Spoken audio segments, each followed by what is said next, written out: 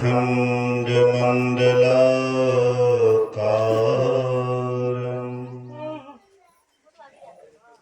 व्याप्तं येन चराचरम् तत्पदं दर्शितं येन तस्मै श्रीगुरुवे नमः। धन्य धन्य सतगुरु सुखद महिमा कहे न जाय। जो कछु कहो तुम्हारी कृपा मोते कछु न बसाए। सर्वत्र सर्वदा वर्तमान सद्गुरु महाराज जी के पावन चरणों में कोटि कोटि नमन। उपस्थित गुरुजन, धर्म प्रेमी सत्संगी बंधुओं, पूजनीय माताओं तथा भक्तिमती बहनों, त्रिदिवसीय संतमत सत्संग का भव्य आयोजन पूज्य स्वामी शैलेंद्र बाबा के द्वारा आयोजित दूसरे दिन के द्वितीय पाली सत्संग में उपस्थित हैं।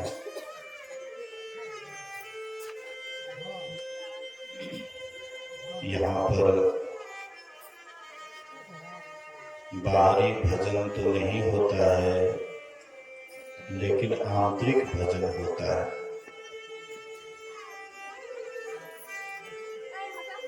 एक बाहरी भजन होता है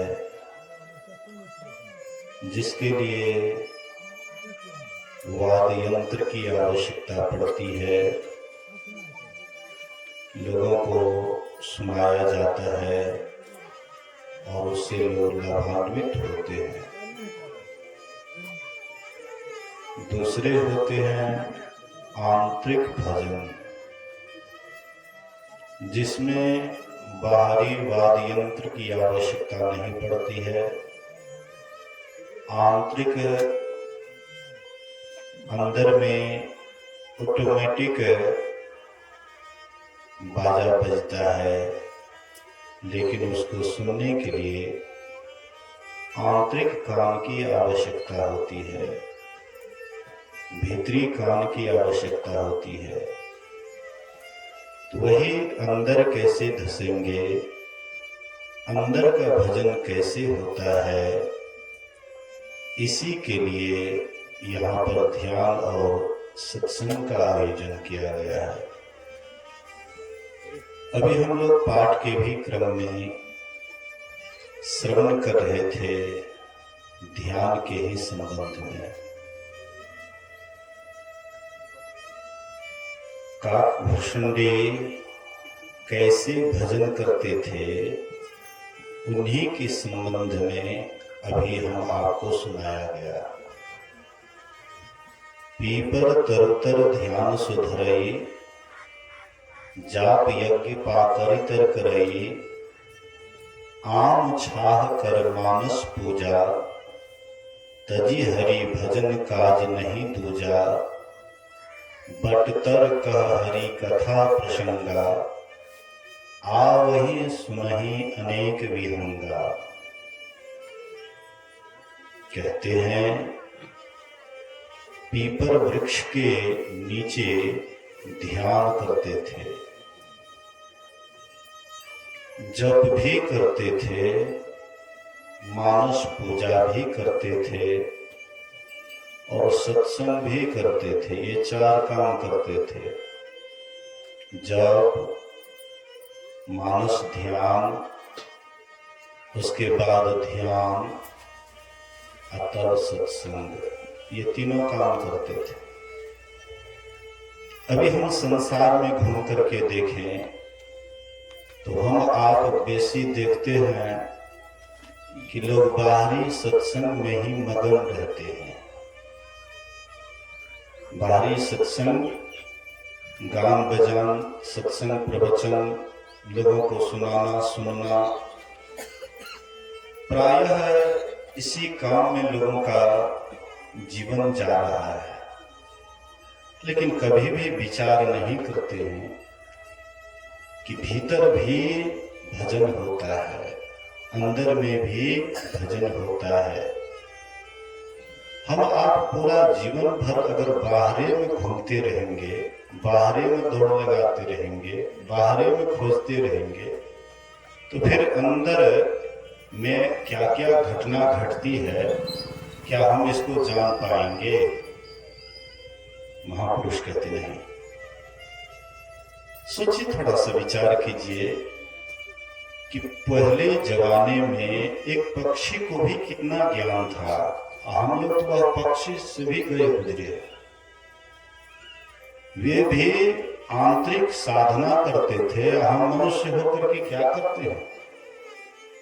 बाहर दौड़ लगाते हैं, मंदिर में, मस्जिद में, गिरजाघर में, तीर्थ में, व्रत में, उपवास में। ये पूरा जीवन ऐसे ही हम आपका बीत रहा है, भाग दौड़ में ही बीत रहा है। कभी ठहरते नहीं है, अपने भीतर में कभी ठहर करके नहीं देखते हैं कि हमारे भीतर में क्या क्या है। जोई पिंडे सोई ब्रह्मांडे, जो पिंड में है वही ब्रह्मांड में है। जैसे ब्रह्मांड में हम सब कुछ देखते हैं, आपके भीतर में भी सब घटना हो रहा है, लेकिन हम आप कभी झांकते नहीं हैं अंदर। हम आप कभी अंदर की यात्रा करना ही नहीं चाहते हैं, या करने से डरते हैं कि कहीं ध्यान करूंगा, ध्यान में अगर कुछ नहीं मिला तो खाली का खाली ही रह जाऊंगा। इसलिए खाली होना नहीं चाहते हैं, हर हमेशा भर करके दिमाग को रखते हैं। बाल बच्चे, घर परिवार, इतना टेंशन लेकर के हम आप जी रहे हैं कि जीना भी दुष्कर हो गया।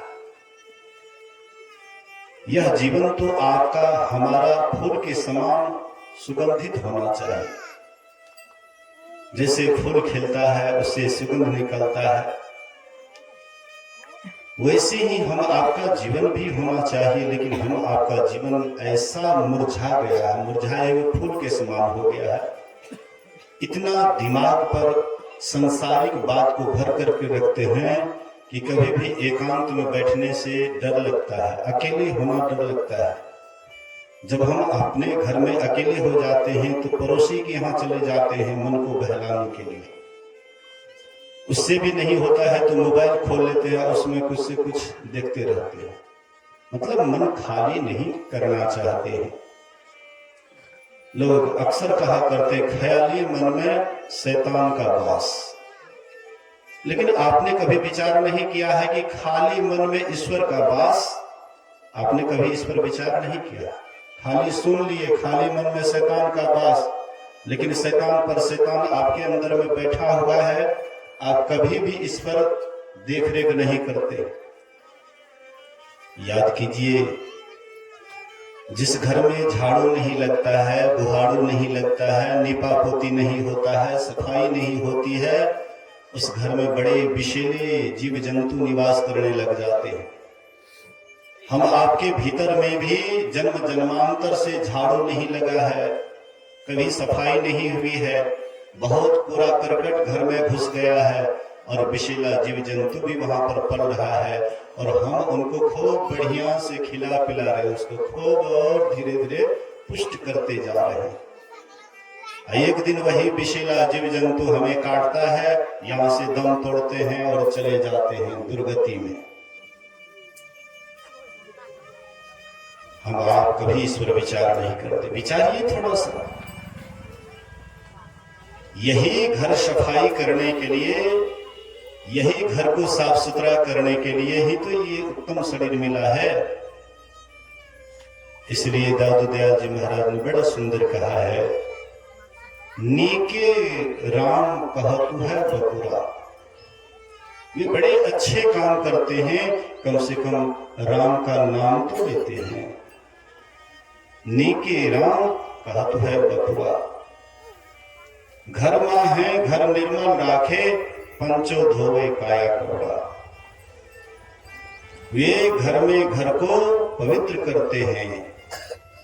हमारे यह जो स्थूल शरीर दिखाई पड़ता है, ये स्थूल शरीर की पवित्रता पानी से हुआ करता है। पानी से इसको साफ सुथरा करते हैं। लेकिन स्थूल शरीर के अंदर में जो शरीर है, उसकी सफाई कैसे होगी? स्थूल शरीर के अंदर में सूक्ष्म शरीर है, सूक्ष्म शरीर कैसे पवित्र होगा? तो स्थूल शरीर का आवरण जो सूक्ष्म शरीर से हट जाएगा, तब हो जाएगा सूक्ष्म शरीर की पवित्रता। कारण शरीर की पवित्रता तब होगी जब सूक्ष्म शरीर उनके ऊपर से हट जाएगा, तब कारण की पवित्रता होगी। महाकारण की पवित्रता तब होगी जब कारण शरीर उसके ऊपर से हट जाएगा। केवल शरीर का तब पवित्रता होगी जब उस पर से महाकारण रूप आवरण हट जाए। इस तरह से एक एक शरीर को पवित्र करना है, एक एक शरीर को साफ करना है। घर माहे घर निर्मल राखे, पंचो धोवे काया कपड़ा। सहज समर्पण सुमिरन सेवा, तिरवैनी तट संजम सपरा। सहज में समर्पण का भाव हो। जो किया तुम ही किया, मैं किया कुछ नहीं। कबहू कहे कि मैं किया तो तुम ही थे मुझ माही। ये समर्पण का भाव नहीं आता है और दिनों दिन अहंकार्य बनते जा रहे हैं। जैसे जैसे पुराना सत्संग होता है और अहंकार्य बनते जाता है। थोड़ा थोड़ा प्रवचन करने के लिए जानने लग जाता है तो लगता है अहंकार से दिनों दिन बढ़ते जा रहा है। खाली होना चाहिए, खाली होना चाहिए, लेकिन खाली नहीं होता और भरते जाता है। पता नहीं लगता है कि हम लोग किधर जा रहे हैं, पता नहीं लगता है, पता लगेगा भी नहीं जब तक भीतर नहीं धसिएगा। गुरु महाराज जी कहते हैं, पाखंड अरु अहंकार तजी, निष्कपट हो अरु दीन हो, सब कुछ समर्पण कर गुरु की सेव करनी चाहिए। लेकिन हम लोग ऐसा नहीं करते, उसका उल्टा करते हैं। पाखंड दिनों दिन भरते जाते हैं। ट्यूब में हवा भरते जाइए, धीरे धीरे कुप्पा बनते जाएगा, फूलते जाएगा, फूलते फूलते एक कष्ट भी हो जाएगा। इसलिए सहज समर्पण सुमिरन सेवा, समर्पण भाव होना चाहिए। भगवान कृष्ण अर्जुन से कहते हैं, सभी धर्मों को छोड़कर के मेरी शरण में आ जा, मैं तुम्हें सदा के लिए मुक्त कर दूंगा। हालांकि अर्जुन हम आपसे विशेष समर्पण भाव उसके अंदर में था। भगवान कृष्ण अगर दिन को रात कह देते कि अभी रात हो रहा है, अर्जुन तर्क नहीं करते, स्वाभाविक उसको मान लेते थे। भगवान कृष्ण कहते 12 बजे रात को कि अभी 12 दिन बज रहा है, उसको भी वे मान लेते थे, थोड़ा सा भी तर्क नहीं करते। गुरु नानक देव हुए, गुरु नानक देव के पुत्र थे 2, लक्ष्मी चंद और श्री चंद। लेकिन उनसे भी विशेष उनके एक शिष्य थे, सेवक थे, जिसका नाम था मर्दाना। उसका बाद में पड़ा अंगद देव जी महाराज। बोले कि तुम मेरे ही अंग से पैदा हुए हो, मेरे ही दूसरा अंग तुम हो, इसलिए तुम्हारा नाम अंगद देव रहेगा। एक दिन गुरु नानक देव कहते हैं अंगद देव से, मर्दाना रात का 12 बज रहा था। कहती मर्दाना अभी 12 दिन बज रहा है, देखते हो सूरज सामने, दोपहर का समय हो रहा है, जाओ कपड़ा बहुत गंदा हो गया है, बढ़िया से साफ कर लो इसको, जल्दी सूख जाएगा, दोपहर का समय है। मर्दाना तर्क नहीं करते हैं। जैसे गुरुदेव ने कहा तुरंत सब कपड़ा लिए जा करके खींच करके लाड़े। सही है, जैसे धूप में सूखता है जल्दी कपड़ा, वैसे ही सूख गया। 1-1.5-2 घंटा के बाद में कहते गुरुदेव लीजिए कपड़ा सूखा करके लेते हैं। बीच में जगह है, विचार कीजिए। श्रद्धावान लभ्यते ज्ञानम, जिनके अंदर श्रद्धा होती है वही आगे बढ़ता है, और श्रद्धा आपको गड्ढे में गिराता है। इसीलिए अगर आप अंतर यात्रा करना चाहते हैं, आपको श्रद्धावान बनना ही पड़ेगा। सहज समर्पण सुमिरन सेवा त्रिवेणी तट संजम सबरा, जो त्रिवेणी में अपने आप को संभालते हैं। 3 धाराएं जो निकलती है, इंगला, पिंगला और बीच में है सुषुम्ना, वहां पर जो अपने को ठहरा करके रखते हैं, उसी के अंदर में परमात्मा का रूप दिखाई पड़ता है, परमात्मा की ज्योति दिखाई पड़ती है, और वहीं पर परमात्मा का आवाज भी सुनने के लिए मिलता है। लेकिन जो अपने आप को वहां ठहरा करके नहीं रखते हैं, वे जीवन भर ऐसे सत्संग करते रहेंगे, लेकिन कोई अनुभूति उनको नहीं होगी। अंतर यात्रा करना चाहते हैं, भीतर धसना चाहते हैं, तो सहज समर्पण सुमिरन सेवा त्रिवेणी तट संजम सपरा। सुंदरी सन्मुख जागन लागे, तह मोहन मेरा मन पकड़ा। वहां पर आप जग जाते हैं, परमात्मा आपके मन को पकड़ लेता है, अपनी ओर खींच लेता है, अपनी ओर आकर्षित कर लेता है। बिन रसना मोहन गुण गावे, बिना जिभ्या के आप परमात्मा का गुणगान करने लग जाते हैं।